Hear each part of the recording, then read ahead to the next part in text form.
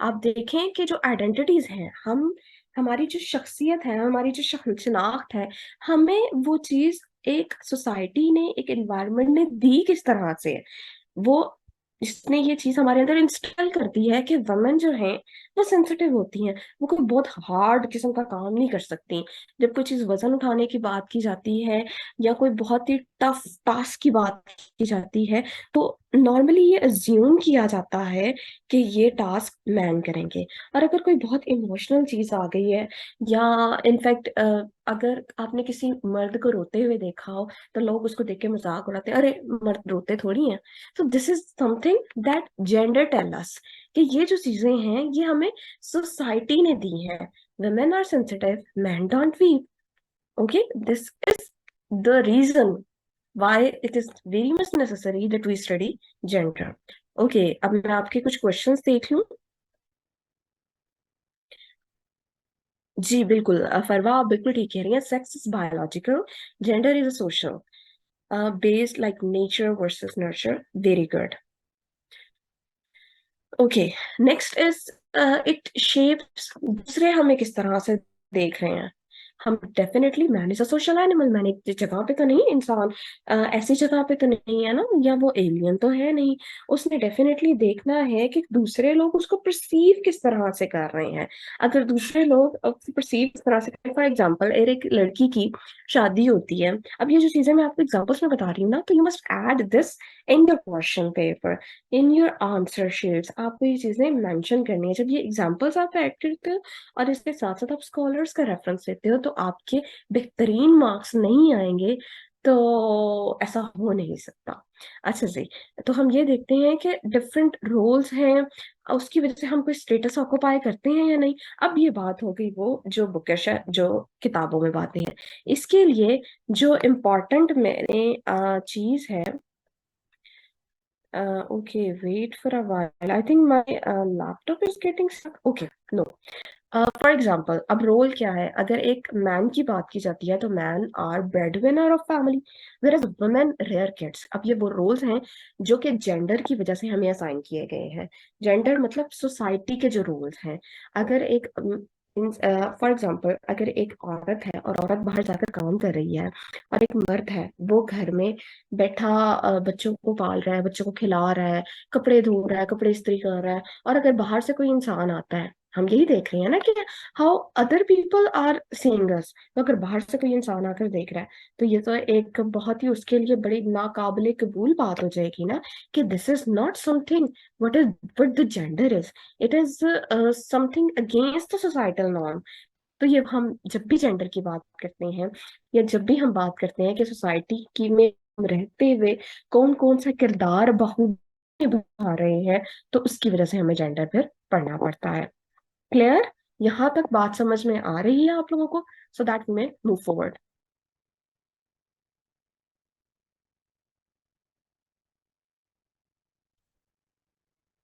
जी नहीं नहीं, सेक्स में थर्ड जेंडर नॉर्मली आता नहीं है।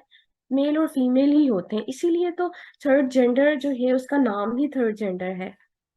वीकली टेस्ट, हाँ जी बिल्कुल कंडक्ट होंगे आपके। Okay, how to deconstruct the word gender. मैंने अभी आप लोगों को आई थिंक इसका आंसर मैं दे चुकी हूँ, that gender is about the roles जो हम प्ले कर रहे होते हैं। It's not about male and female. और रेफरेंसेस आपने कौन कौन से देने हैं, आपके अभी आगे आएंगे वो रेफरेंसेस, तो आप लोगों को समझ भी आ जाएगा। ठीक है, अब काइंडली मुझे आप लोग टाइप करके बता दीजिए कि सब लोगों को मेरी बात समझ में आ रही है, या जो मैंने आप लोगों को अभी तक पढ़ाया वो आप सब लोगों को समझ में आ रहा है, so that we will move forward.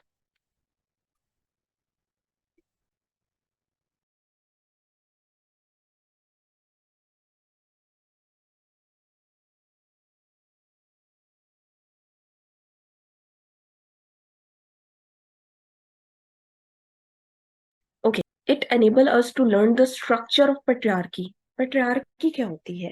Patriarchy जो है, ये सोसाइटी की तरफ से दिया हुआ एक ऐसा रोल है जो कि लिमिटेड होता है टुवर्ड मैन।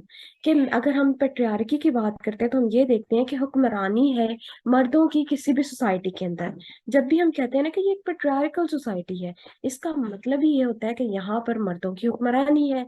यहाँ पर जितना भी काम करेंगे उसको इनिशिएट करने वाले मर्द होंगे। अगर हम पुराने वक्तों की बात करें तो पुराने वक्तों के अंदर एक वो दौर वो भी था जब मैट्रियार्की होती थी, जब हर चीज को डिसाइड करने वाली एक औरत होती थी। ठीक है, उन्होंने जितने भी रोल्स असाइन करने होते थे, क्योंकि औरतें एक अहम किरदार अदा कर रही थी ड्यूरिंग एग्रीकल्चरल एरा, जब लोगों ने फसलें उगाना शुरू की।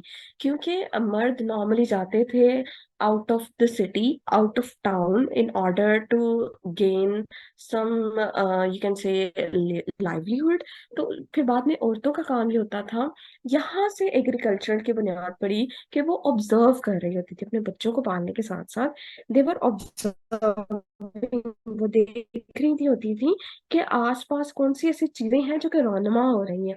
फिर उन्होंने देखा कि अगर हमने बीज को एक जगह पे डाला है तो उसमें से पौधा निकला है, और उसके बाद उसमें चीजें खाने पीने वाली भी निकल गई हैं। तो that was a time when matriarchy was there. हर चीज को जो किया जाता था काम, वो पूछा जाता था एक औरत से। लेकिन फिर वक्त के साथ साथ क्या हुआ, जब कबीले बने, ट्राइब्स बने, और फिर क्लैंस बने, फिर एम्पायर्स बनी, लोगों ने एक दूसरे के साथ लड़ना शुरू किया in order to vast their empire. तो फिर मर्दों की हुक्मरानी होना शुरू हो गई, क्योंकि मर्द समझा जाता है शुरू से ही कि ये एक फिजिकली स्ट्रॉन्ग पर्सनालिटी है, और ये बेहतरीन किरदार अदा करता है कहीं पे जहां पर फिजिकल वर्क होता है। तो जितनी भी लड़ाइयाँ होती थी, आप लोग मूवीज वगैरह भी देखते हैं, तो मूवीज के अंदर भी ये चीजें होती थी कि आपने देखा है कि जितनी भी जंगजू हैं, जितनी भी चीजें हैं, वो मर्द ही आपस में लड़ रहे हैं। कोई इक्का दुक्का बहुत कम कहीं पे औरत होती थी, like Razia Sultana was there, the daughter of Iltutmish, जो कि जिसने कुछ अरसा हुक्मरानी की, like 4 years she was the sultan. और सुल्ताना अपने आप को वो कहलाना पसंद नहीं करवाती थी, तो सुल्तान वॉज द थिंग। अगर मैं आप लोगों से थोड़ा सा एक्स्ट्रा नॉलेज शेयर करती हूँ, तो I don't think so that you people will have some issue regarding that, because it's going to be helpful. अब आप ये देखें कि अगर मेरे 81 मार्क्स आए हैं तो मैंने ये चीजें इनकॉर्पोरेट की भी होंगी ना, तो मैं आपको जो चीजें बता रही हूँ नॉलेज है। आप लोगों ने क्या करना है, आपने वो चीजें जो हैं, आपने वो चीजें लिखते चले जाना है। अगर मैं कोई एग्जांपल किसी भी चीज से रिलेटेड हूँ, तो guys I want you to be very much active. जब तक सीधे होके बैठिए, लेट कर या इस तरह से करके अगर आप लोग क्लास वगैरह ले रहे होते हैं, तो फिर मजा भी नहीं आता, और आगे से चीजें जो है ना वो टफ भी होती चली जाती हैं। ठीक है, am I good till now? Okay, okay, let me take some question.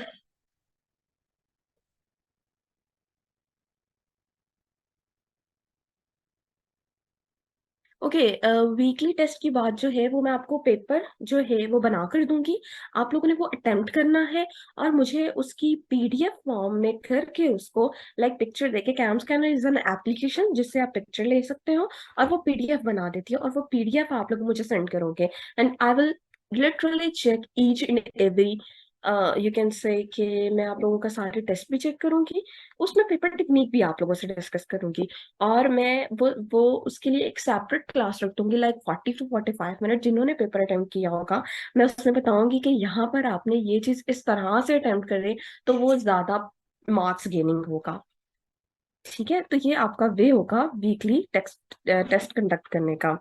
There is a growing trend in Western world where people are identifying as anything possible. Does it fall within the ambit of where people are identifying as anything as possible? Are you saying that the people are becoming more gays and the people are becoming lesbians? So that, yes, and sometimes people want to change their जो figure है उनका, और they are just changing their personalities, अपने वो जो है जिस्मानी features को चेंज करने की कोशिश कर रहे होते हैं। Yes, this come under the ambit of gender studies. Yes, this is very good question.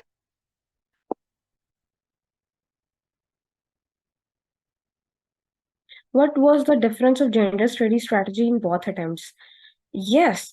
पहली अटेम्प्ट में मैं सिंपल लिख कर आती थी, मैंने उसमें कोई रेफरेंसेस ऐड नहीं किए थे। मैंने सिंपल जो है उसमें ग्राफ्स ऐड नहीं किए थे। मैंने ये नहीं बताया था कि उसको अगर हम रियल लाइफ पे इम्प्लीमेंट करते हैं तो उसके क्या चीजें होती हैं, वो मैं आपको जब आप पेपर अटेम्प्ट करके मुझे बताओगे ना, तो मैं आपको वो हर चीज I will check it out. और मेरे पास डिजिटल व्हाइट बोर्ड होगा, मैं उसमें like with pencil I will highlight your mistakes and I will highlight how you are going to portray this kind of knowledge. तो that will be my strategy इंशाल्लाह।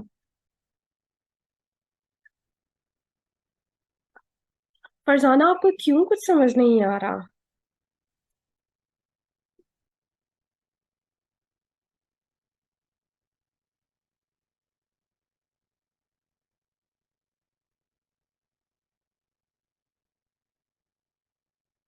Okay, let's come toward the next slide. अच्छा, इसके अलावा मैंने आपको बताया कि gender और सेक्स में डिफरेंस क्या होता है, वो हमने अभी पढ़ा।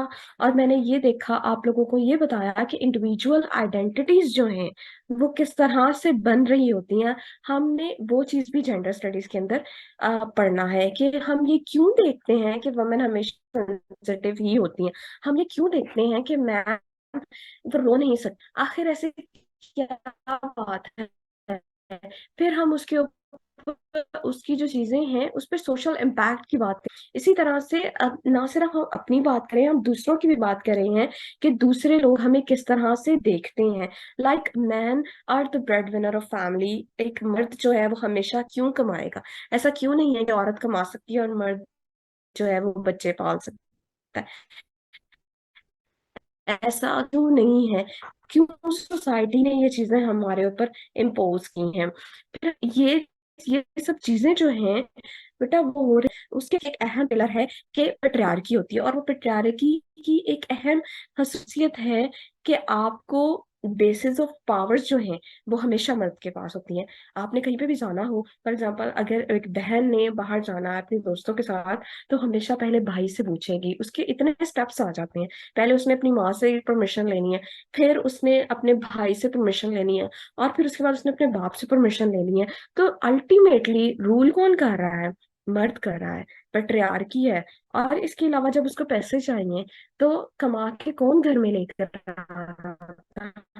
मर्द ही लेकर आता है। इस स्ट्रक्चर को अगर इसकी एग्जांपल की बात करें तो आप ये देख सकते हैं कि होल्ड हमेशा मर्द के हाथ में होता है और फाइनेंसेस भी मर्द ही मैनेज कर रहे होते हैं। और हमने नेक्स्ट चीज देखनी है, हमने ये देखना है कि स्ट्रक्चर्स क्रिएट किस तरह से हो रहे हैं, जेंडर के स्टैंडर्ड्स क्या हैं, ऑर्गेनाइजेशन रूल्स क्या हैं, उसकी एक्सपेक्टेशन क्या है। उसकी बेस्ट एग्जांपल ये है कि जब एक स्ट्रक्चर बना हुआ है, आप ये देखें कि आपके ऊपर एक रिस्पॉन्सिबिलिटी है कि अगर if you are a man you should look like a man, if you are a woman you should look like a woman. Pink shirts man नहीं पहनते, और क्योंकि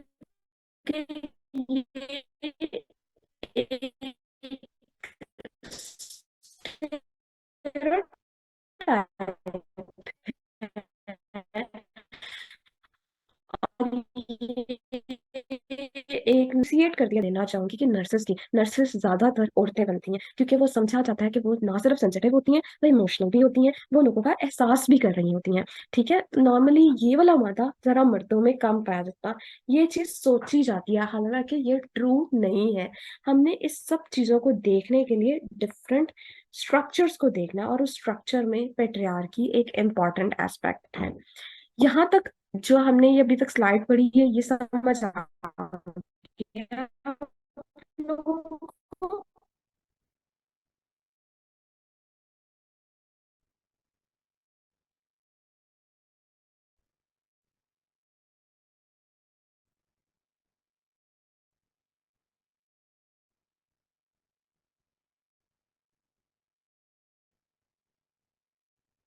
मैंने आपको बताया फ्रंट में जाते हैं ना तो उसमें उड़ा देते हैं 500। तो ये इसकी पूरे कोर्स की फी है। सेकेंडली अगर हम लोग बात करें कि क्लासेस की, तो इंशाल्लाह 10 से 12 क्लासेस में आपका कोर्स सारा खत्म हो जाएगा।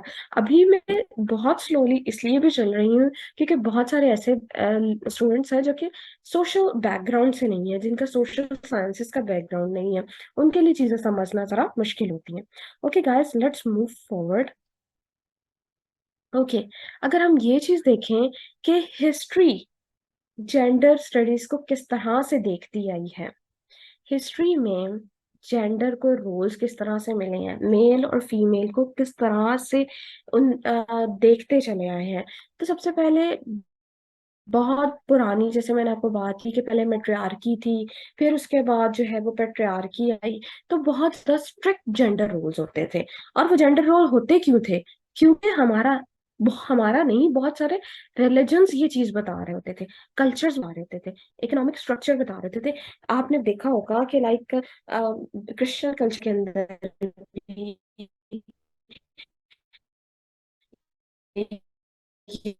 या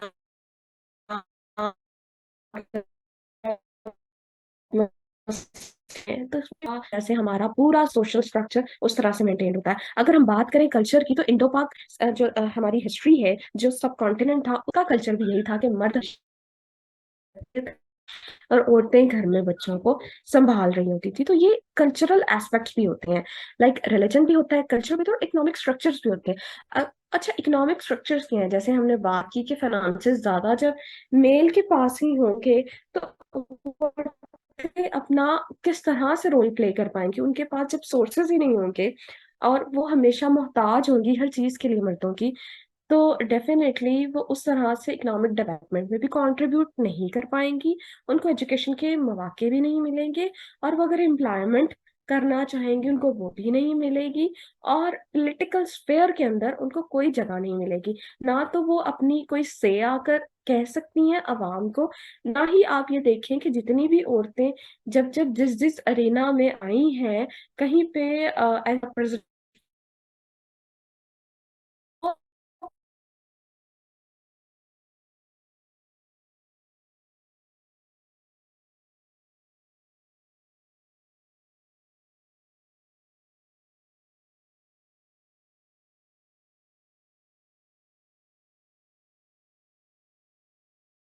रियलाइज, क्योंकि 70 से 80% लोगों की पिक्टोरियल मेमोरी बहुत अच्छी होती है, और आपको अब मजा भी आएगा पढ़ने का। स्टार्टिंग में द थिंग वाज दैट कि मुझे आपको इस सिलेबस की इंपॉर्टेंस के बारे में बताना था, कनेक्शन के बारे में बताना था, और इसकी पेपर टेक्निक के बारे में थोड़ा सा डिस्कस करना था कि हमने किस किस तरह से इसमें रेफरेंसेस ऐड करने हैं। Now let's come back to the picture. अब इस पिक्चर के अंदर ये देखें कि एक औरत को जो पीछे है, आपने देखा कि उसने बच्चा भी उठाया हुआ है, and she is carrying some luggage with her. और जहां तक आप उस लगेज को जरा गौर से देखें, तो वो घर का सामान ही लग रहा है, वो लग रहा है कि जैसे वो कपड़े होते हैं। ठीक है, और अगर आप मर्द को देखें, तो you will get to know that ये जो चीज है उसके पास, वो कुछ शिकार करने के लिए, लाइक फॉर एग्रीकल्चर पर्पस, ये चीजें इस्तेमाल हो रही है जो उसने अपने लगेज के अंदर डाली हुई है। So this was the way how history has taken the perspective of gender। ठीक है, यहाँ तक ये इस तरह से है। अब फिर उसके बाद क्या हुआ, जब औरत ने देखा कि हमारे जो हैं वो इतने ज्यादा, यू कैन से कि हमें इतना रिस्ट्रिक्ट रोल, हमें सिर्फ और सिर्फ एक चार दीवारी में लिमिटेड करके रखा गया है, तो then the women started to shout out। फिर उन्होंने क्या किया? they started to shout out। now by having a look on the picture you will realize कि उन्होंने किस किस तरह से अपने आप को प्रोमिनेंट करना चाहा, और वो उन्होंने किस चीज की डिमांड करना शुरू की। they wanted to have some women suffrage, they wanted to have educational opportunities, and they wanted to have workplace equality। workplace equality का मतलब होता है कि आप लोग ये चीज देखते हैं कि आपको पे क्या इक्वल मिल रही है, क्या आपसे उसी तरह से ट्रीट किया जा रहा है जैसे एक मेल एम्प्लॉय को ट्रीट किया जा रहा है। क्या ऐसा तो नहीं कि आपके ऊपर ज्यादा स्ट्रिक्टनेस है? क्या ऐसा तो नहीं है कि आपको लीव्स कम मिल रही हैं? और as the woman is having the responsibility of rearing children, and there is the period of 9 months when a woman has to undergo a process, तो उसके लिए आपको कुछ फैसिलिटेट किया भी जाता है या नहीं किया जाता। So this is something that things started to revolve. और इसमें क्या हुआ कि फेमिनिज्म एंड वुमेन राइट की मूवमेंट स्टार्ट हुई। और उसके लिए आप देख सकते हैं कि हमारा टाइम पीरियड क्या था, 19th and early 20th centuries था, जिसकी वजह से फेमिनिज्म का आगाज होना शुरू किया हुआ। अब now what is feminism? Feminism as something asking for right. जब भी फेमिनिज्म की बात की जाती है तो इसका मतलब होता है कि आप किसी चीज का मुतालबा कर रहे हो। और मुतालबा किस किस जगह पे? Political, economical and social sphere में। These are the three spheres where women wanted to have equal rights with man. Now let's differentiate what is the equal and what is the equity. Equal का मतलब होता है giving everyone the equal share. For example, if government has introduced that we are going to give 10 apple to everyone, तो हमने equal में हमने ये चीज नहीं देखनी कि अगर एक मर्द के पास ऑलरेडी 10 एप्पल है, हमने उसको उसका बैकग्राउंड नहीं देखता। हमने ये चीज नहीं देखनी कि अगर एक औरत के पास ऑलरेडी 5 एप्पल है तो हम उसको 5 ही दें। नो, इक्वालिटी सेज अगर मर्द को 10 मिल रहे हैं और बच्चों को भी 10 मिल रहे हैं तो उस औरत को 10 ही मिले। ठीक है, this is something equal. And what is the equity? Equity का मतलब है हम उसका बैकग्राउंड देखते हैं। हम देखते हैं कि मार्जिनलाइज पर्सन तो नहीं है वो ऐसा बंदा तो नहीं है जिसको ऑलरेडी उसके पास बहुत सारी अबंडेंस में एप्पल पड़े हुए हैं, हम उसको फिर उठा के 10 एप्पल दे रहे हैं और हम कह रहे हैं कि नहीं, हुकूमत ने ये कहा था, अब आपको तो ये मिलेंगे। और वो बंदा क्या करता है? वो चाहे वो उठा के उसको फेंक ही दे। Then wastage of resources. Now this is something, but we are talking is about equality. What feminists want, what women want is equal right. They want, if the man is treated like that, the women must be treated like that. If the man is having a say in a society, if a man is having some political influence, then the woman should be going to have same thing. I think feminism को मैंने काफी अच्छे तरीके से explain कर दिया। अब मैं आप लोगों के कुछ क्वेश्चंस ले लूं।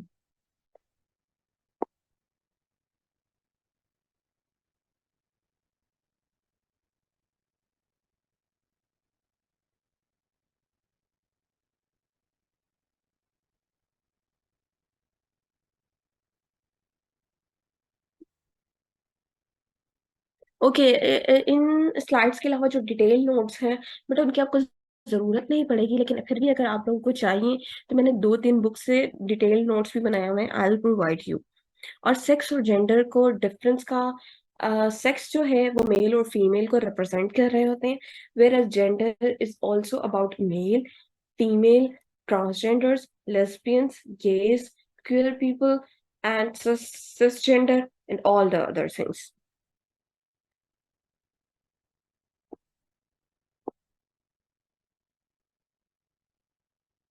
इफ यू आर रिलीजियस तो हम आगे इस्लामिक फेमिनिज्म की भी बात करेंगे। तो गाइस, अगर ये कुछ क्वेश्चन लोग कहते हैं कि मैं जेंडर स्टडीज को ऑप्ट करना चाहता हूँ, लेकिन मैं बहुत ज्यादा रिलीजियस भी हूँ और मैं इसको ऑप्ट नहीं कर रही हूँ, तो it's not like that you are going to be having focus on the same thing like that is very anti Islamic. इस्लाम सबसे ज्यादा फेमिनिज्म की बात करता है, और इस्लाम ने तो फेमिनिज्म की बात तब की थी जब किसी ने भी नहीं, किसी भी वेस्टर्न सोसाइटी ने नहीं की थी। फॉर एग्जाम्पल, अगर हम बात करें फर्स्ट टाइम जो वोटिंग राइट्स थे वेस्टर्न को, वो 19th सेंचुरी में, 1920 में, 19th अमेंडमेंट में अमेरिका को मिले थे, whereas Islam has given it thousands year ago. तो इस्लाम से ज्यादा फेमिनिस्ट मजहब कोई भी नहीं हो सकता। Which other optional subject? I teach public administration too, but not from this forum. And I also teach Indo-Pak history because I'm very good at maps. तो ये चीजें हैं। इसके अलावा पाकिस्तान अफेयर्स भी पढ़ा रही हूँ, और criminology is also my subject. But from this platform, I'm only offering gender studies till now. और क्लासेस इंशाल्लाह आपकी कल से स्टार्ट हो जाएंगी। फेमिनिज्म की समझ नहीं आई। What is the feminism? Feminism is asking for rights, and asking for rights in the domain of political, economical and social. हम ये चाहते हैं कि हमें पोलिटिकली भी इक्वल राइट मिले, इकोनॉमिकली भी इक्वल राइट मिले और सोशली भी इक्वल राइट्स मिले. So this is feminism. And to shout out for that rights is feminism.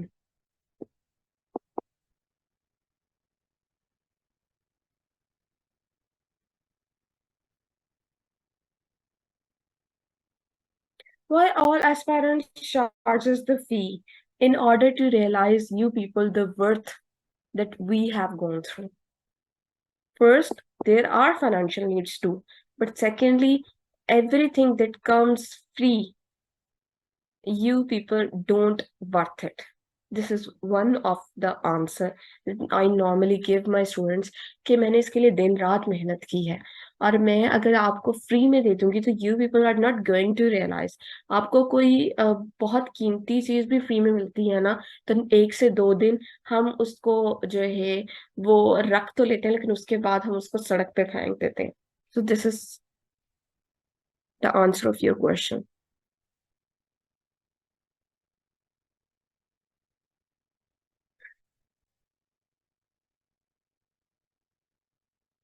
Class की टाइमिंग यही 8 से 9:30 या 8 से 9 बजे होगी. कोऑर्डिनेटर आप सीएसएस मरकज वाले ही हैं, सकलैन साहब, आप उनसे कोऑर्डिनेट कर सकते हैं for free. Yes, I will share my attempted mock too इंशाल्लाह. डिटेल नोट्स मिल जाएंगे. जी बिल्कुल करेंगे, डिटेल्ड डिस्कशन करेंगे. बुक्स में आप लोगों को सारी की सारी बता दूंगी.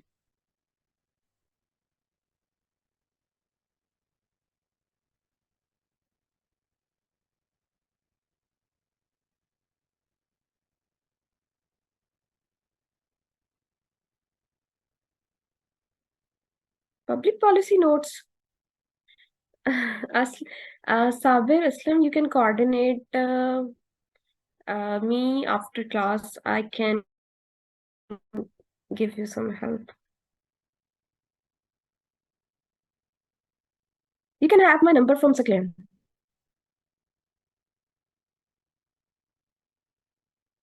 Indo-Pak is very scoring subject. Aurat March feminism की बेस है, no no doubt in that.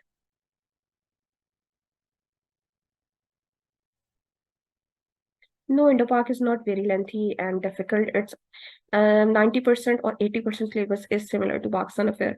Although the attempting technique is different.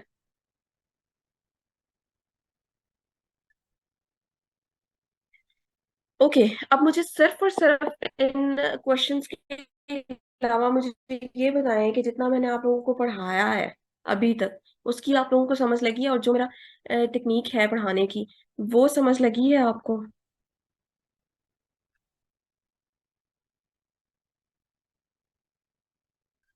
Okay, let me move forward.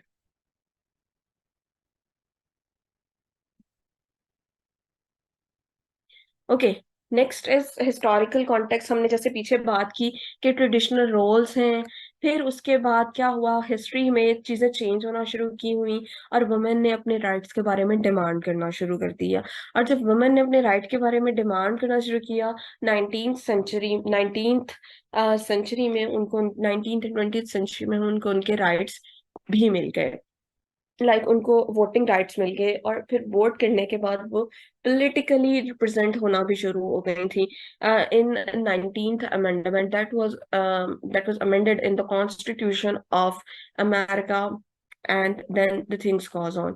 और फिर इसके बाद क्या हुआ चीजों ने, फिर लोगों ने रियलाइज किया कि अब हमें वोट तो मिल गया, लेकिन मसला तो अभी भी वही का वही है. वो किस तरह से है कि हमें सिर्फ मर्दों के साथ मसला नहीं था, हमें मसला तो रेस को लेकर भी है. एक रिलीजन दूसरे रिलीजन को काटने को दौड़ता है, एक क्लास दूसरी क्लास के किसी भी मेंबर को ऊपर आता देखकर खुश नहीं होती. तो उसके लिए इम्पोर्टेंट वर्क जो है, ये जो रेड मैंने किया है, Kimberle Crenshaw, that person was basically very important person, जिसने इंटरसेक्शनैलिटी के अंदर एक इम्पॉर्टेंट पार्ट प्ले किया. ठीक है, what is the intersectionality, let me discuss with you guys. On the basis of religion, on the basis of class, on the basis of culture, gender, age and sexuality, हम मुतजाद behaviour रखते हैं दूसरे लोगों से। फॉर एग्जाम्पल, अगर हम शिया सुन्नी की बात करें तो सुन्नी शिया को पसंद नहीं करते और शिया जो है वो सुन्नियों को पसंद नहीं करते। दोनों एक दूसरे को राइवल्स कंसिडर करते हैं। यहाँ पर बात जो है वो उसकी नहीं रह जाती कि मर्दों के बराबर हमें हकूक मिले हैं या नहीं। यहाँ पर बात आ जाती है क्लास की, इंटरसेक्शनैलिटी की। सेक्ट, इंटर मतलब आपस में जो सेक्ट्स हैं उनकी ही आपस में नई चीजें जो है वो कोऑर्डिनेट हो रही होती हैं। ठीक है, फिर उसके बाद क्या हुआ, जब ये प्रॉब्लम्स भी थोड़े कह लें कि सोल्व होना शुरू हो गए, तो फिर बात आई पोस्ट कॉलोनियल एरा की। वो what was the post colonial era? Can anybody tell me about the colonial era?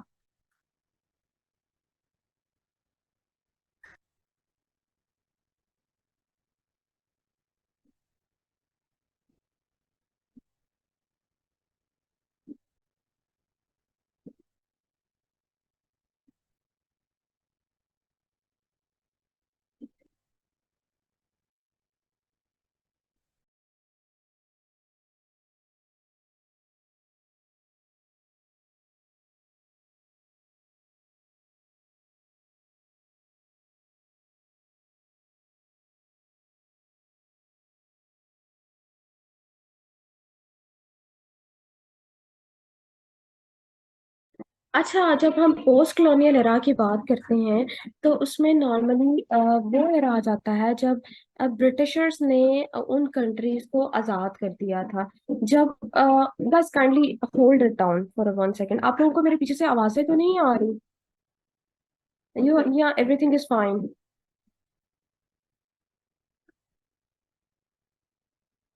Okay, good. अच्छा, कॉलोनियल एरा की बात करें तो वो एरा था जब ब्रिटिशर्स ने उन कंट्रीज को आजाद कर दिया था। जब ब्रिटिशर्स ने अब वो चल जा चुके थे, कॉलोनियल एरा की बात वही होती है जो कि डिफरेंट जो बाहर की कुवतें जब एक किसी भी इलाके पे काबिज होती हैं और वहां पर सोशल चेंज भी लेकर आती हैं, इकोनॉमिकल चेंज भी लेकर आती हैं, पॉलिटिकल चेंज भी लेकर आती हैं। लेकिन फिर उसके बाद due to different factors, due to rebellion, वो उन चीजों को वहां पर आजादी देकर वो वहां से लीव कर जाते हैं, लेकिन उनके अफेक्ट वहीं पर रह जाते हैं।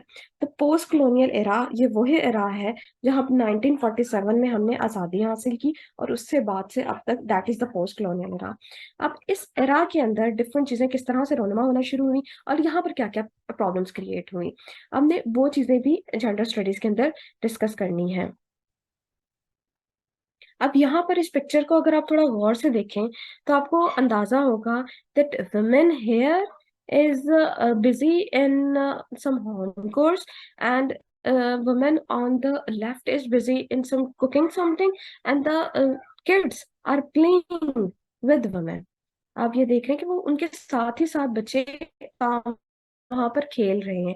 और अभी भी अगर आप हमारे घरों का माहौल को देखें तो वो यही चीजें हैं कि बच्चे खेल रहे होते हैं, माएं काम कर रही होती हैं, लेकिन एट द सेम टाइम अगर आप यहाँ पर एक एट द वेरी बैक अगर आप देखें तो कुछ मर्द हैं जो कि काम कर रहे हैं, लाइक लकड़ी से रिलेटेड, या वो कोई चीज बन रहे हैं, and that is something related with earning livelihood. Okay, तो ये जो चीजें हैं ये वो कल्चर था जो कि हमें कॉलोनियल एरा से इनहेरिट हुआ और अभी तक हम इस कल्चर को लेकर चल रहे हैं। और इस कल्चर की बेसिस पे हमें जेंडर रोल्स डिफाइन हुए। जैसे हमने पहले डिस्कस किया है कि वुमेन घर में रहती हैं और मर्द जो है वो बाहर काम करते हैं, तो ये रोल्स को भी हमने जेंडर स्टडीज के अंदर डिस्कस करना है। These are basically gender identified roles. Now next thing, फिर उसके बाद इस तरह हिस्ट्री इवॉल्व होती चली गई और फिर अब देखा कि हमने हिस्टोरिकली भी डील कर लिया है, हमने इक्वल राइट्स के लिए भी डिमांड कर दिया है, लेकिन एट द सेम टाइम हमने पोस्ट कॉलोनियल एरा की प्रॉब्लम्स को भी देख लिया है। फिर हमने देखा कि अब वो लोग तो सब डील हो गए, लेकिन ट्रांसजेंडर्स या नॉन बाइनरी आइडेंटिटीज उनका क्या हुआ? No, what are the non binary? These are the identities that doesn't fall in the arena of male and female. For example, जो ना मेल होते हैं ना फीमेल होते हैं, लाइक ट्रांसजेंडर्स जिनकी हमने बात की है, उनके हकूक के बारे में हमने बात करना शुरू की। और फिर इस तरह हिस्ट्री इवोल्व होती चली गई। कैसे? स्टार्टिंग में हमने बात की कि हिस्ट्री में क्या होता था, पेट्रियार्की किस तरह से जनरेट हुई और चीजें किस तरह से इवॉल्व होना शुरू हुई। अब यहाँ पर अगर हम देखें तो लोगों ने, एक नॉर्मल हमारा स्लोगन होता है कि ट्रांस राइट्स और ह्यूमन राइट्स। जितने भी ट्रांस राइट्स हैं, for example, if you want to have some education and you want to have some social protection, that is something the human right. और अगर ट्रांसजेंडर्स ये राइट एक्वायर कर रहे हैं, that is equivalent to human rights, इसीलिए trans rights human rights होते हैं। फिर उसके बाद जब हमने देखा कि इतनी सारी चीजें हैं जो जेंडर को डील कर रही हैं, ठीक है, इतनी सारी चीजें जो हैं वो जेंडर के अंडर आ रही हैं। हमने सोशली आइडेंटिफाइड रोल्स भी देख रहे हैं, हम ये देख रहे हैं ट्रांसजेंडर्स के हैं, हम पोस्ट कॉलोनियल एरा को भी देख रहे हैं। तो हमें फिर जरूरत है ना कि कोई कोई एकेडमिक डिसिप्लिन हो जिसके अंडर हम सब चीजें पढ़ सकें। अब ये चीजें सेपरेट सेपरेट तो नहीं पढ़ी जा सकी। उसके बाद guys, there was an origin of academic discipline, and now we study gender studies as a subject. So this was the historical journey that we people faced. Clear till now हमने historical aspect gender का पढ़ लिया है। अब हम आगे चलेंगे। Is it clear till now?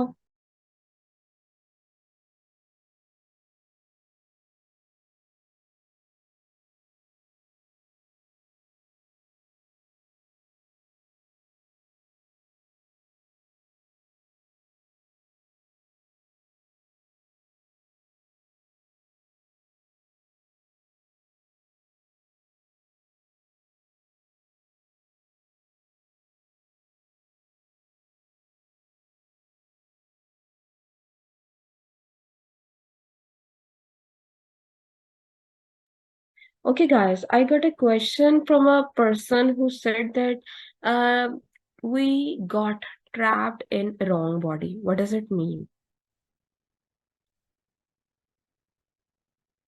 Can anybody tell me the answer of this question?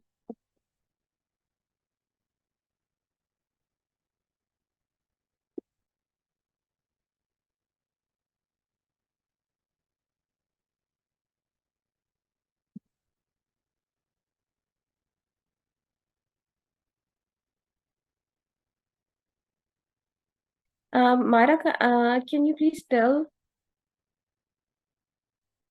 It mean that a person, when a person says that I am trapped in a wrong body, what does that mean?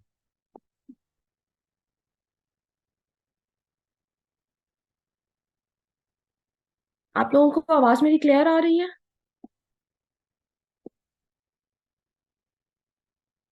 Okay. What does that mean? That if a person says that I am trapped in a wrong body, what does that mean?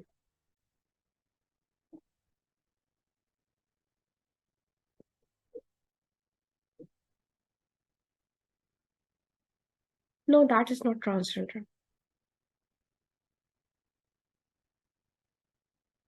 Zaigham, आपके and पे कोई issue होगा, बाकी सबको आवाज clear है।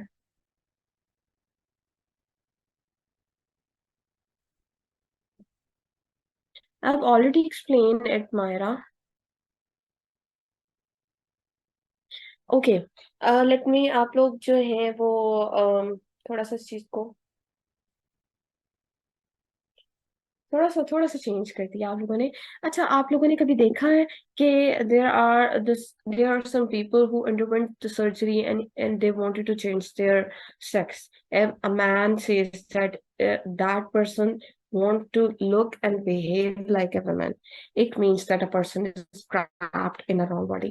वो लोग अपने जहन में कुछ और सोच रहे होते हैं, लेकिन एज अ फिजिकली वो कुछ और होते हैं। That is the part of queer theory.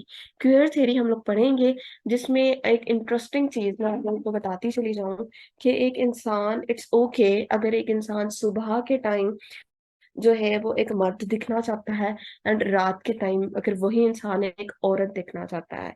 It's the queer theory that it's very much okay. एक बंदा या एक लड़की डिफरेंट जेंडर रोल एज्यूम कर सकती है। That is the supportive of queer theory. वो कहते हैं कि अगर मैं बायोलॉजिकली एक मर्द पैदा हो गया तो I don't like to being a man, and that person wants to convert himself into, we can say, woman. So this is the theme of that I am trapped in that whole body.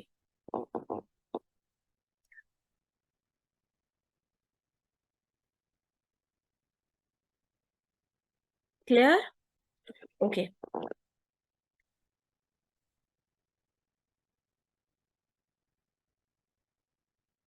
Okay, let's move to forward.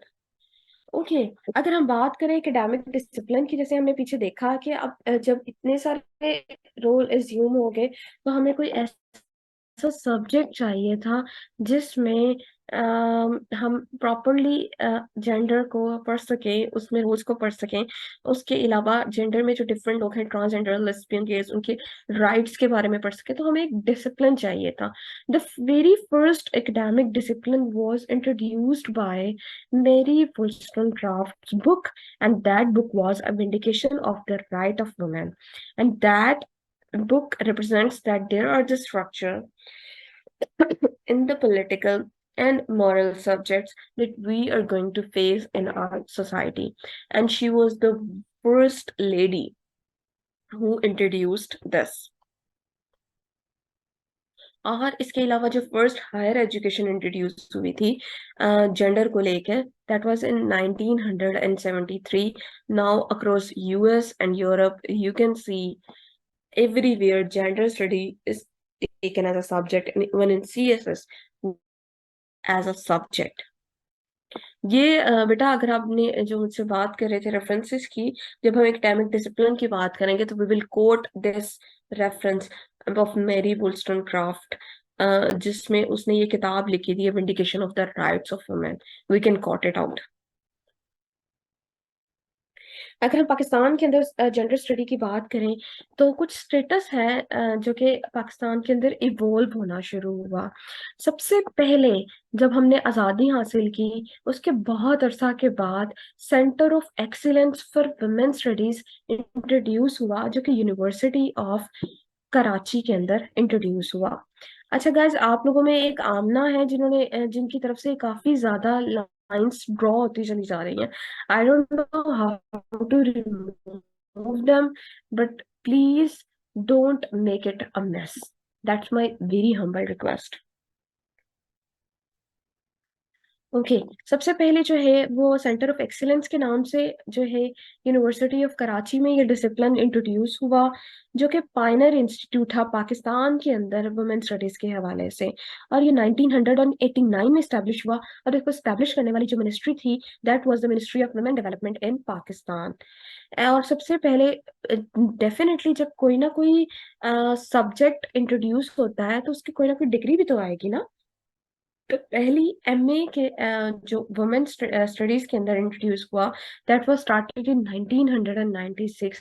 We can see that first higher education was introduced in 1973, but in Pakistan it reached here in 1996. That is a too late time period.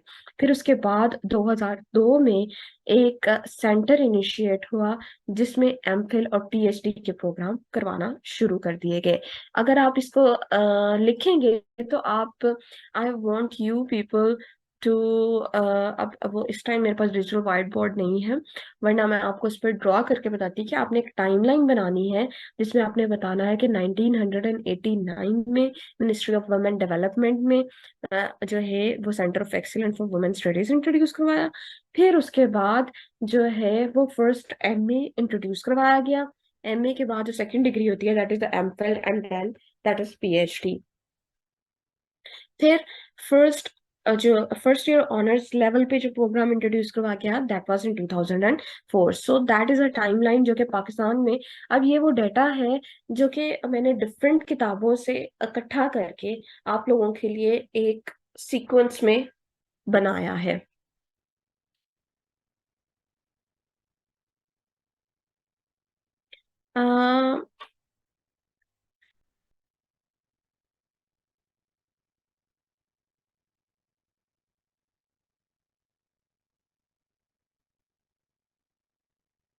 Gender studies की जो history है, that is a very short history. Pakistan के अंदर आपको पता है 1996 में तो स्टार्ट हुआ है, तो डेफिनेटली फिर उसकी हिस्ट्री भी तो छोटी होगी ना।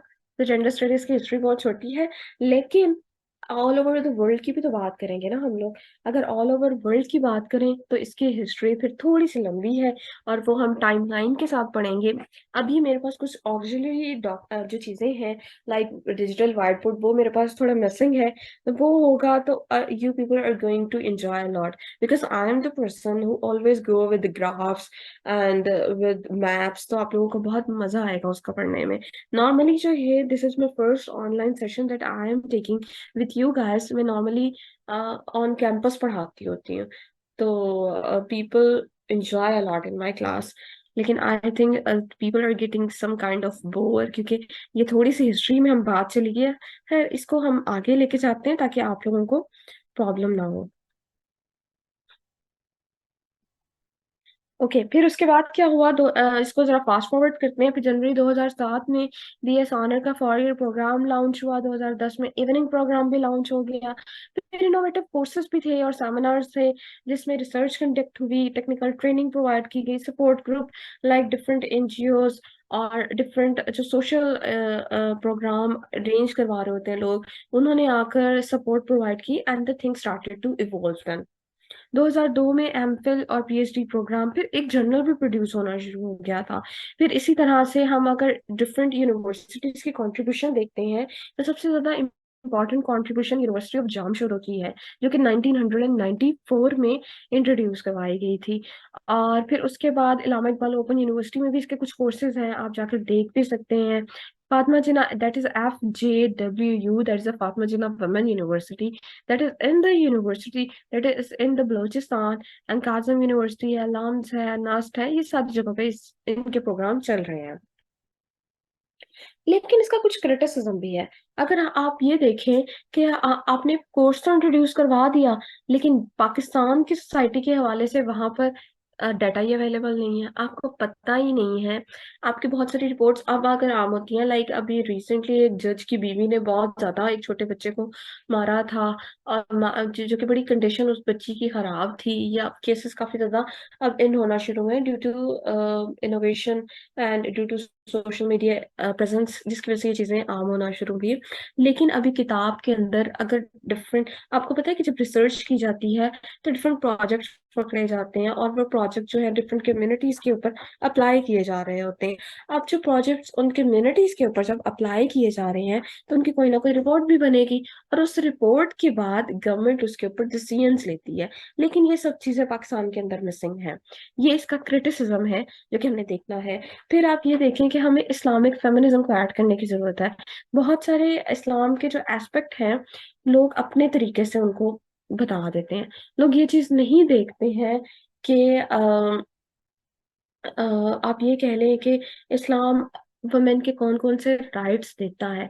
आपने ये जरूर देख लेते हैं कि अब मर्द जो है वो मजाजी खुदा है, और औरत ने सब चीजें उसकी माननी है। लेकिन आप ये भी तो देखें कि औरत के कितने ज्यादा हुकूक अल्लाह ताला ने कुरान पाक के अंदर सूरह निसा में हमें बताए हैं, फर्ज भी बताए हैं, हुकूक भी बताए हैं।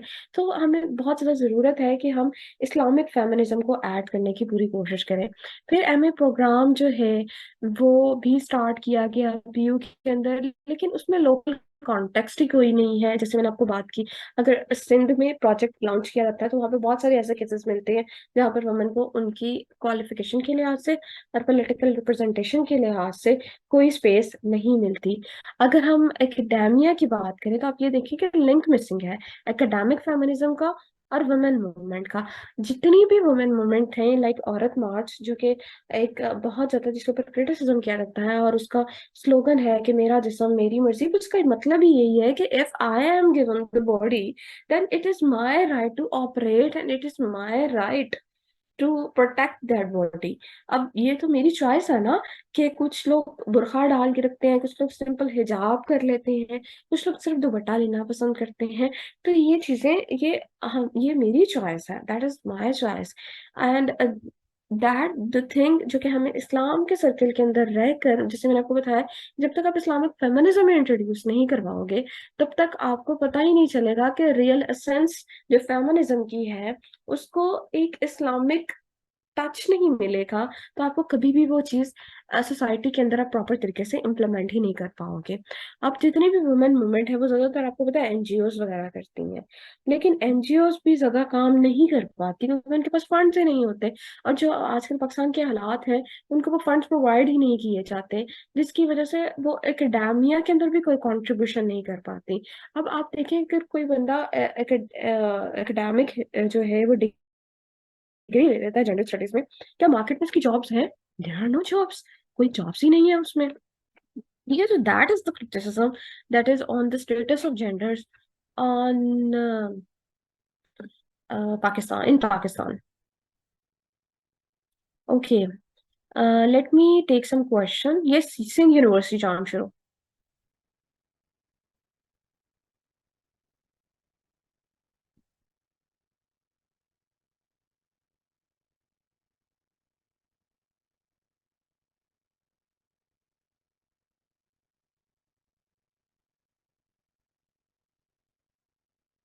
Guys, please 1 minute so that I may take your questions.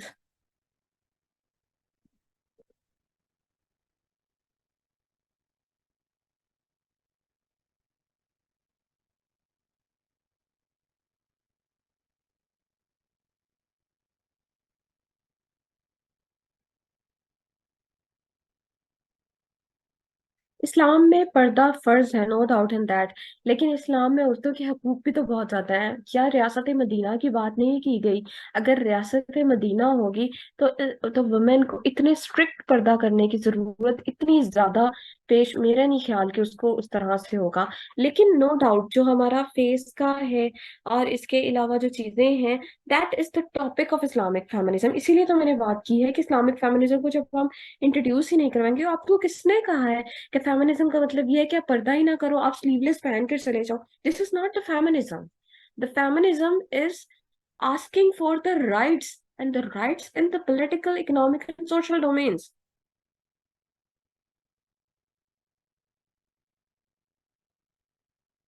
जहां तक लेस्बियन और गे कल्चर की बात है, कि इसकी Islamic interpretation is definitely this, these things are wrong. But हम देखें कि हम यहाँ पर जहाँ हैं, we are not sitting alien. हमने एक ग्लोबली लोगों के साथ इंटरेक्ट करना है, और जब हम ग्लोबली लोगों के साथ इंटरेक्ट करेंगे, तो हमें जो चीजें हैं जेंडर के हवाले से वहां पर भी फॉलो की जाती हैं, तो we should have some know how ना, how the things work out. So this doesn't mean that if we are studying about lesbians and gays and their rights and what the things they face, uh, I don't think so that this will harm our belief. Our beliefs are with us. Nobody is going to harm that. And we are not going to implement that culture in Pakistan. We are just studying that.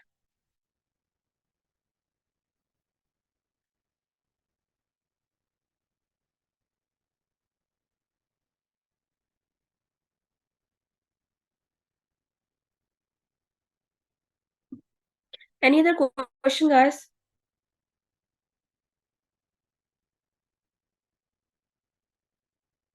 1 घंटा की class नहीं होगी, 1.5 घंटे की class होगी। Don't worry for that. And if you people are enjoying, then I can take it toward 2 hours too. क्योंकि अगर हमने कोर्स भी तो कवर करना है, हमने पास पेपर्स भी देखने हैं। Okay, let's move toward next slide. Okay, what, जैसे मैंने आपको बताया कि हमारा ज्यादातर रोल जो है वो एनजीओ प्ले करती हैं फॉर वुमेन मूवमेंट। तो ये जो एनजीओ है, हमें थोड़ा बहुत पाकिस्तान के एनजीओ के बारे में भी तो पता होना चाहिए ना। तो वो कौन सी एनजीओ है? औरत फाउंडेशन है, शिरकत गाह है। That is a war, is a war against rape, health orientation, prevention, education, जिसका एक शॉर्ट ड्यूरेशन जो है दैट इज होप। और मददगार, Pakistan institute of labour education, that is PILER. और लेफ्ट लेबर एजुकेशन फाउंडेशन। तो ये आपकी क्रामिंग के लिए है, आप जितनी ऑर्गेनाइजेशन के नाम याद रखना चाहें आप वो रख सकते हैं। इस जगह आपको 3 याद होते हैं, no problem in that. Okay. अच्छा, मुझे ये बताएं, फेमिनिज्म को कंटिन्यू करें या हम अब आज का लेक्चर यहीं पे क्लोज करें? फेमिनिज्म को पढ़ लें, if you guys agree on that, because it's a first class.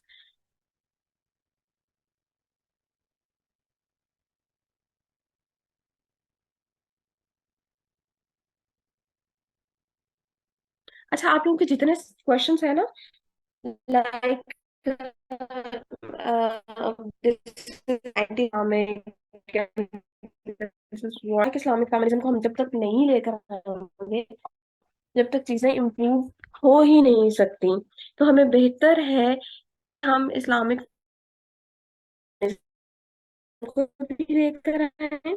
और इसके अलावा पाकिस्तानी सोसाइटी के कॉन्टेक्स्ट में जब हम पढ़ेंगे नहीं, तो के बाहर के लोगों ने इसके ऊपर रिसर्च की है। बाहर के लोग, अगर हम यहाँ पर उस तरह से मेहनत करेंगे तो definitely we can things to work, we can make the things work out. Okay. um I think guys your strength is getting lower, so and wait for a while.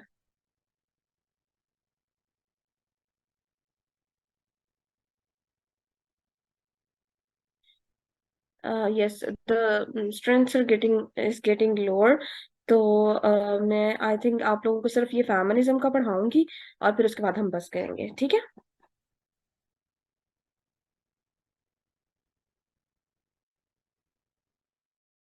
Book जो है वो मैं आपको जब हमारा ग्रुप क्रिएट हो जाएगा तब बताऊंगी, ठीक है? Okay, what is the feminism? अब आप इधर देखते हैं, तो फेमिनिज्म है क्या? इसके बैकग्राउंड में जब हम चीजें देखते हैं, तो आपको मैंने जैसे बताया कि चीजें इवॉल्व होना शुरू हुई थी, तो लोगों ने ये देखा